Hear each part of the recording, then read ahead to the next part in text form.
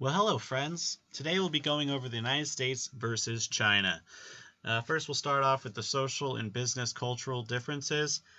China, they have really strong social boundaries. They love to get to know you first, and if you don't and you try to cross those social boundaries, it might actually result in a negative connotation versus a positive one. With family ties, elderly are highly respected and the young are cared for, but unlike the United States, they aren't raised to be kicked out or go off on their own. It isn't uncommon to see families living together for all of their lives and taking care of each other rather than being separated from one another. Honor. It's a big topic. Reputation. They go hand in hand. It's unlike a Chinese citizen to correct others. They would rather be wrong as a whole or right as a whole, but it can't be corrected by an individual. This goes with reputation. While in the United States, reputation might change day to day, the Chinese are very careful not to hurt other people's reputation and their feelings. Moving on to business connections. In China, you're expected to be well prepared. Expect to meet several times before making a deal to establish a relationship. It is also expected for you to wait before being seated. They enter in hierarchical order. Yeah, a lot of body language that could be common in the United States can come off as rude in China. They definitely do not like presents or gifts. In fact, it's illegal. Typically, businesses in the United States are informal in comparison to businesses in China. So you really have to do some research on the Chinese social boundaries before going into any business connections with them. Moving on to pop music in China versus the United States. You'll typically see that in China, the music is relatively simple, and they do that for a reason. They like it so that it's easily spread to multiple people and that they can catch on to it easily and start singing right away.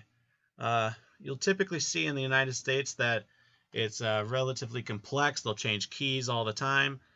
You won't see that in China as much. You won't see that. In fact, right now, it's actually the reverse.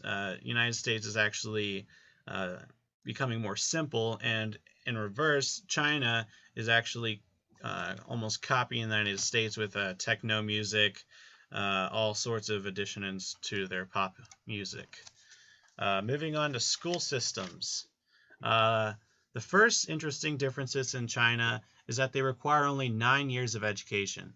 While the United States requires 16 to 18, this allows them to move on or go straight to the work field, and that may help them in the situation that their family may not be doing as well. Other differences, you never know. Another difference is that the roles of students and teachers are almost opposite. During passing periods. Instead of the kids rotating classrooms, the teachers do. You won't have the excuse of being late to class. So I guess that's good. As far as applying to high school, you have to do that in China. Can you believe that? There are entrance exams for high school and college in China. This ties with the effect on education. It causes them to stressfully study and be more focusing on passing the tests rather than learning the actual subjects, almost like robots. You'll see more well-rounded learning in the United States, while it is more likely for students in the United States to go undecided. It isn't in China. They'll typically pick sciences over going undecided. So that would help in situations where they don't know what they're going to do. But that's not something you would see in the United States because the fees are relatively high. That's all I've got for you. Thanks for watching and have a good day.